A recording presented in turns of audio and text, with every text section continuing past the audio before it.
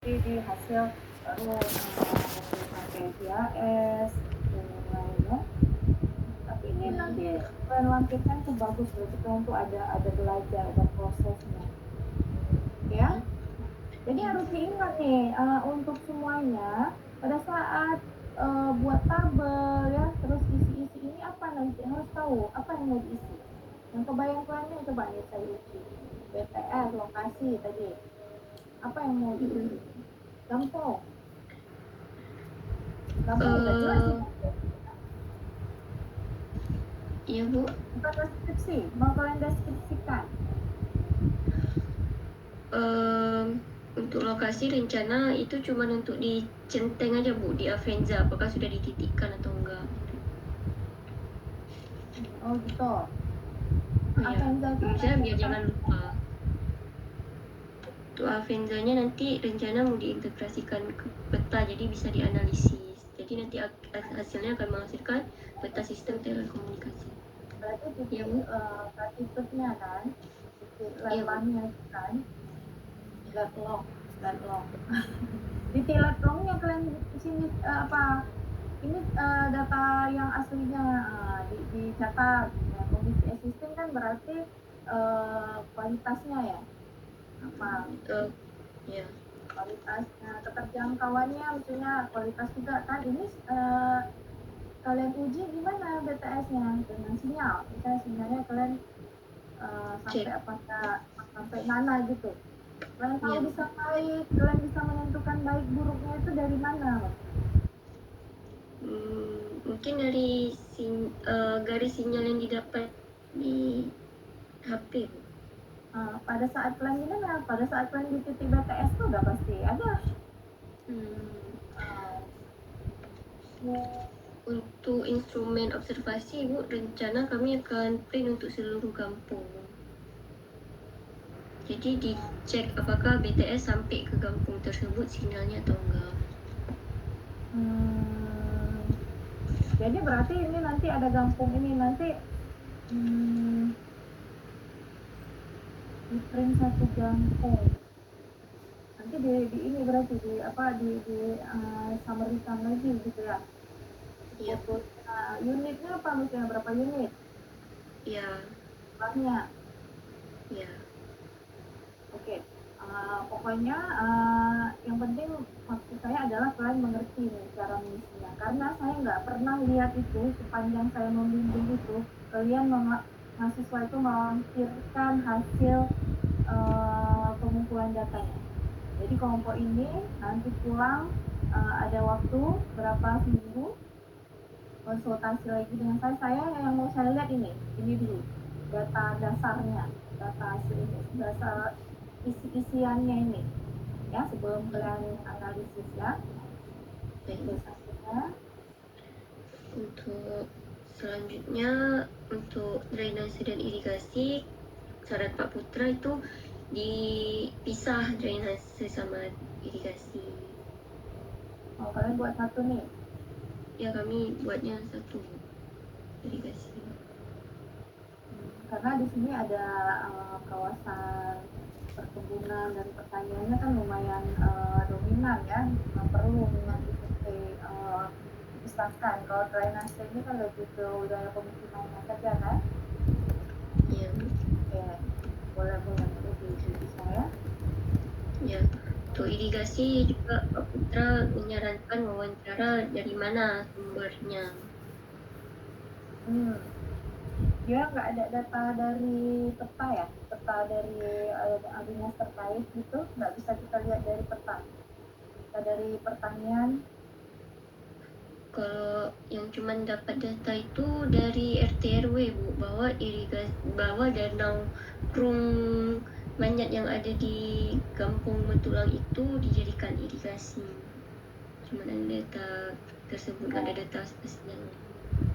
Berarti dicari dibuat catatan di sini pada saat mencek irigasi. Nanti yang mau kalian pergi itu mengecek sumbernya, lokasinya, terus masuk di akan saya nggak pernah lihat tuh software apa? Software apa ini? Ada tuh yang titik-titik peta tuh. Avenza Bu. Avenza. Oh, Venza. Nanti kasih linknya ke saya mau belajar juga. Saya nggak pernah tahu, udah pernah dengar, cuma saya belum pernah explore. Avenza aplikasi, Bu. Aplikasi di mobile. Iya. Nanti ini ya, ketik ya, permainannya Iya, biar nanti saya cari. baik, Bu. Itu untuk ini titik GPS ya. Iya, Bu. Nanti bisa langsung dimasukkan ke dalam arcisnya. Berarti nggak perlu pakai GPS lagi ya sekarang, pakai Nggak perlu. HP aja. Iya, nggak perlu. Bahkan tanpa data seluler aja dia masih bisa digunakan. Oh ya. Iya.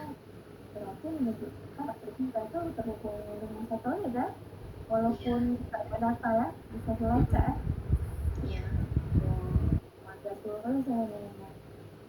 Oke, terus Ini untuk sarana sanitasi yang mau kami lihat itu IPAL komunal, IPAL umum, ECK umum, dan septic tank dan fasilitas pengolahan limbah apakah ada. Untuk indikatornya kami melihat septic tank kan yang komunal IPAL kan, septic tank kan perumahan ya. Iya. Maksudnya bukan cek apanya? Untuk kondisi existingnya, apakah bisa menampung atau gimana gitu. Bisa menampung apa maksudnya? Kalian ngecek ke satu rumah atau ke semua rumah?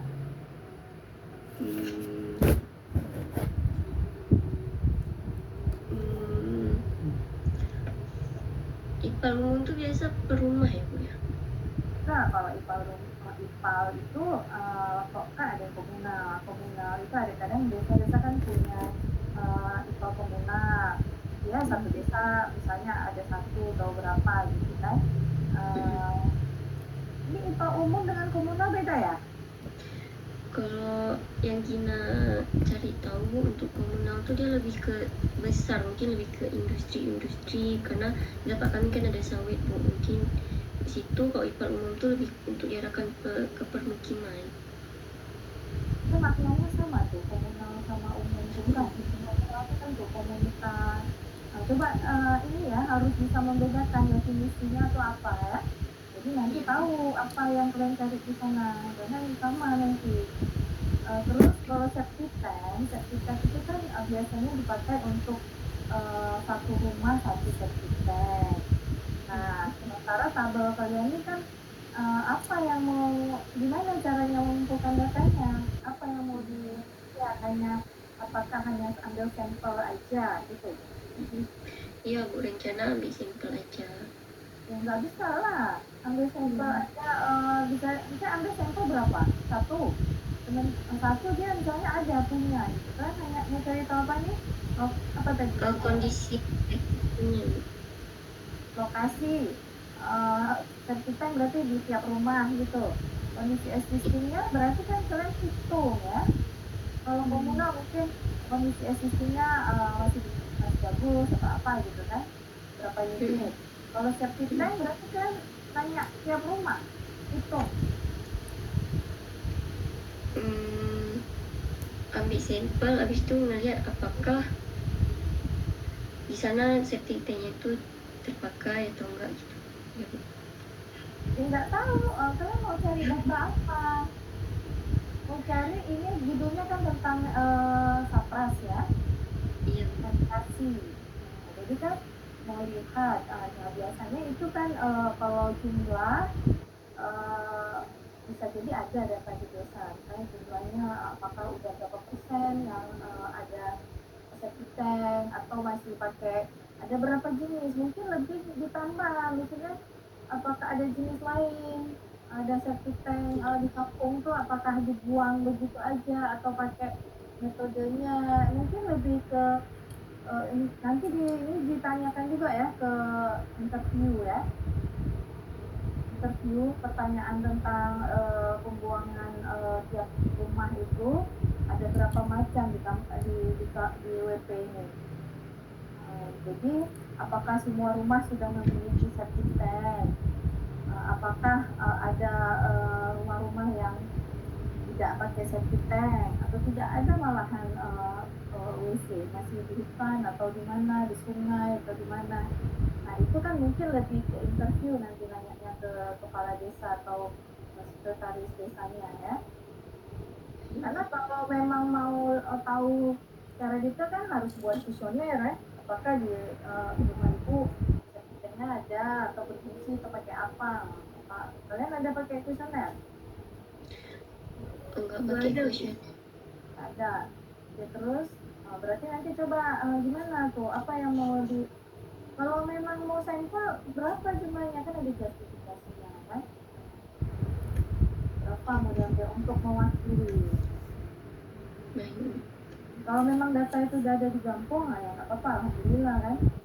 Ya maksudnya misalnya berapa unit.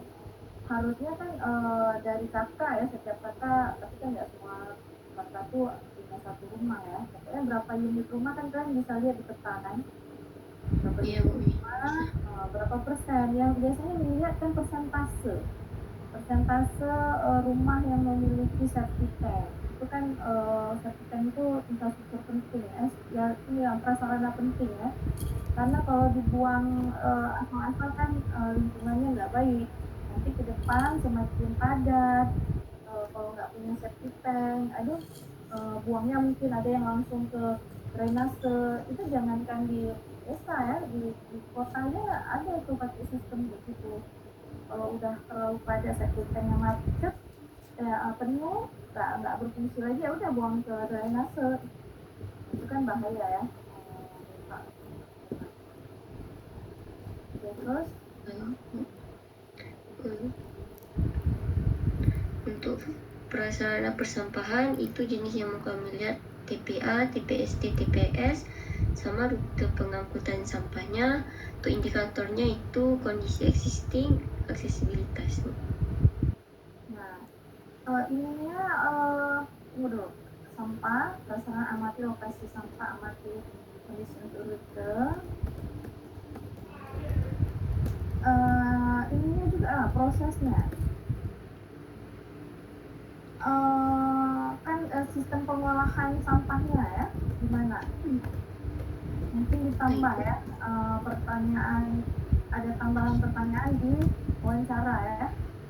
Itu kan yang tahu kan ahli persampahan ataupun orang yang mewakili yang diwawancara.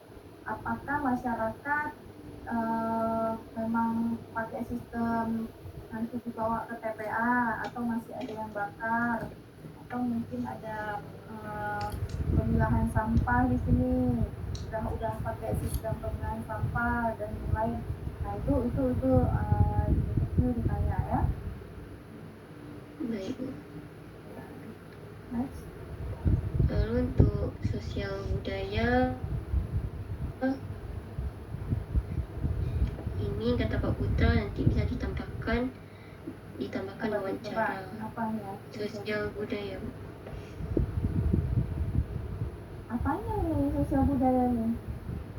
Maksudnya untuk melihat perilaku masyarakat di sana itu bagaimana, biasanya interaksi sosialnya bagaimana, itu secara observasi. Nah itu gunanya untuk apa? Nanti atau apa? untuk analisis untuk lihat karakteristik masyarakatnya, Bu.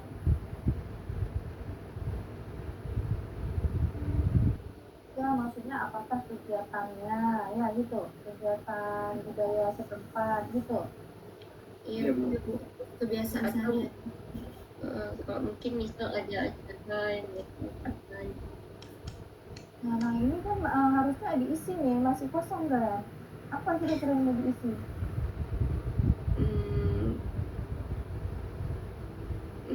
Mungkin kalau misalnya ada kegiatan, misalnya Bu, di kegiatan budaya yang ada di sana, mungkin kayak interaksi sosialnya bagaimana gitu. Ini di karena mungkin bisa dikembangkan lagi observasi gimana mikirnya gitu.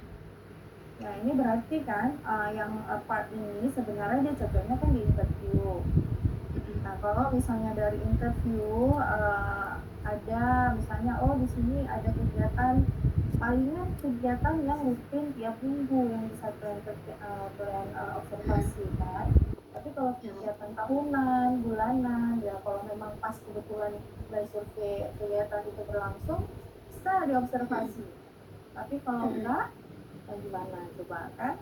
Nah, berarti dia sumber data utamanya dari interview, observasi ini kalau memang kebetulan ada ya. Kalau nggak ada, jadi dia bukan metode utama untuk mencari tahu informasi terkait dengan sosial budaya. Nah, berarti ini nanti di wawancara harus ada. Terus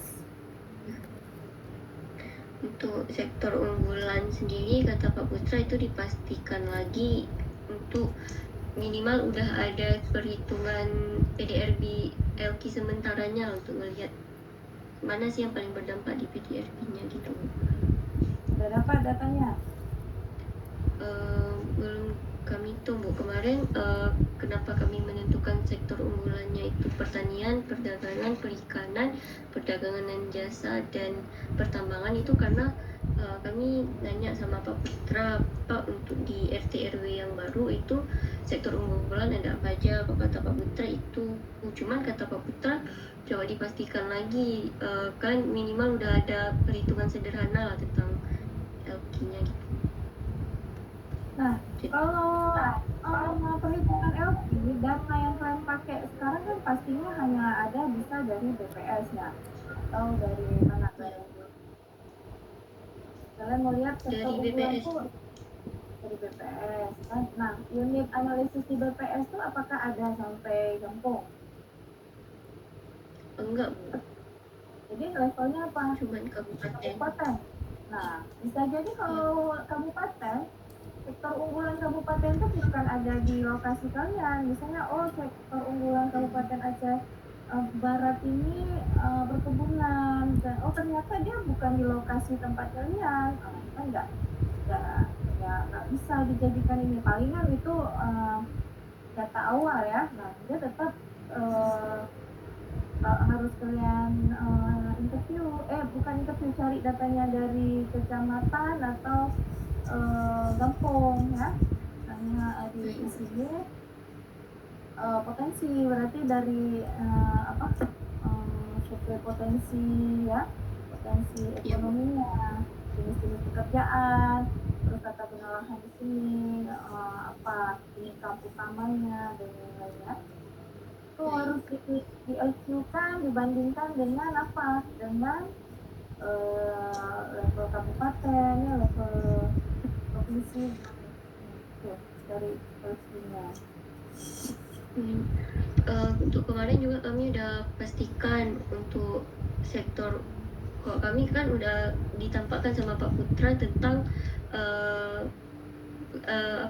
pola ruang yang baru gitu, bukan itu kami ngelihat untuk di RT RW yang baru nantinya di wilayah survei kami itu cuma ada pertanian, perkebunan, perdagangan dan jasa, dan perikanan. Untuk pertambangan sendiri itu nggak ada, jadi udah langsung kami cut.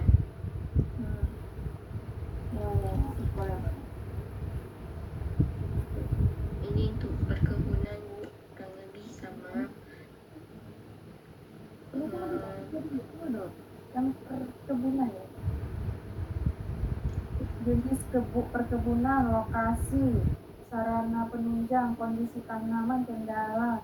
Nah, mungkin di sini bisa ditambahkan ya rantai pasoknya ya.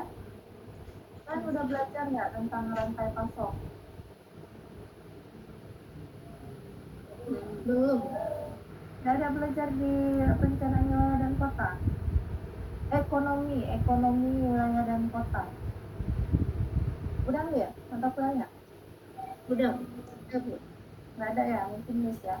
Jadi kan kalau sektor basis ini, sektor primer ya, produksi ini kan kita harus tahu ya, proses utama seperti saya bilang waktu evaluasi kemarin, ini jenis perkebunan, dia kan harus disalurkan ya. Apakah dia hanya untuk memenuhi domestik, Gampong itu, kebutuhan domestik, ataukah dia melebihi kebutuhan domestik sehingga dia harus ekspor keluar WP kalian ini. Nah, kalau keluar kemana? Nah, gimana nanti pengumpulnya, rantai pasok, coba nanti search, nanti analisis rantai pasoknya gimana alirannya ya. Nah, nanti kemana? Nah, itu kan nanti harus kita pertimbangkan ya untuk nanti merencanakan infrastruktur pendukung dia supaya dia lebih berkembang ya. Gimana cara pengembangannya misalnya ternyata dia nanti disalurkannya ke Banda Aceh, apakah ke Medan ataukah hanya lingkungan kabupaten atau kecamatan. Kan nggak perlu kalau cuma dia hanya mengekspor ke kampung sebelah atau itu nggak perlu kita buat jalan arteri primer, jalan besar misalnya itu kan. Mungkin dia stoknya nggak terlalu besar, tapi kalau dia misalnya itu memang sumber utama untuk tingkat pasar provinsi atau nasional, berarti kan dia penting untuk disupport infrastrukturnya ya dan lain-lain. Itu untuk Berarti ditambahkan ya, ditanyakan ya. untuk distribusinya berarti Bu ya? Ya, distribusinya gimana nanti petaninya itu kebutuhan petaninya itu apa, misalnya pupuk dari mana, terus tenaga kerjanya dari mana, lahannya itu siapa yang punya, misalnya gitu kan, apakah punya pribadi atau punya oke atau perusahaan besar, swasta atau punya siapa gitu. Itu kan hal-hal yang ini kan utama ya, karena ini lebih ke arah sini nih, utama kalian ini, pembahasan kalian ini. Baik Bu. Ini untuk perdagangan Bu. Perdagangan, jenis perdagangan, lokasi persebaran, kondisi gudang penyimpanan. Ini perdagangan apa? Ada perdagangan besar di situ? Enggak perdagangan besar Bu, tapi mungkin lebih ke toko-tokonya.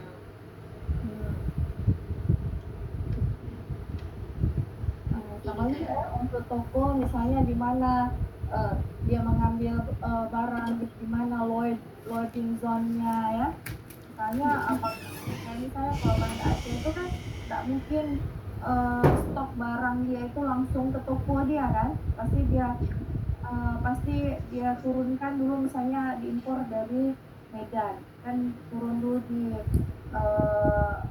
mana Bambaru misalkan, ada tempat loadingnya, terus nanti baru didistribusikan dengan kendaraan yang lebih kecil misalnya, kan nggak mungkin truk besar itu. Di kampung ini atau di WP ini dari mana dia? Ya itu tadi sama ya, distribusinya dan lain-lainnya itu ya. Kurang sama, harus tahu dengan informasinya. Terus untuk perikanan ini yang kami lihat TPI, PPI, tambak dan danaunya. Kenapa berbatasan dengan laut? Danau. Enggak Bu, enggak berbatasan dengan laut, tapi di tempat kami ada danau yang cukup besar, dan di dalam RT RW Aceh Besar itu danau Krung Manyet itu emang untuk sektor perikanan. Itu lumayan gede Bu, sampai berapa ribu gitu, 10.000 gitu danaunya. Ke situ ya. Cek, ada kegiatan nelayannya di situ? Itu kurang tahu sih Bu, karena informasinya sampai ada PPI ada? Enggak lah, ya kan? iya, itu kami mikirnya mungkin kalau ada perikanan ada TPI atau PPI, mungkin kalau nggak ada nanti bakal kami coret. Ini asumsi. Enggak semua, dia kan ada apa, pelayanannya juga kan. Coba nanti dicek ya. Baik. Ini yang kami lihat indikatornya, fasilitas perundangannya apa, kondisi existingnya bagaimana, ini soal hanya apa aja, kendala juga.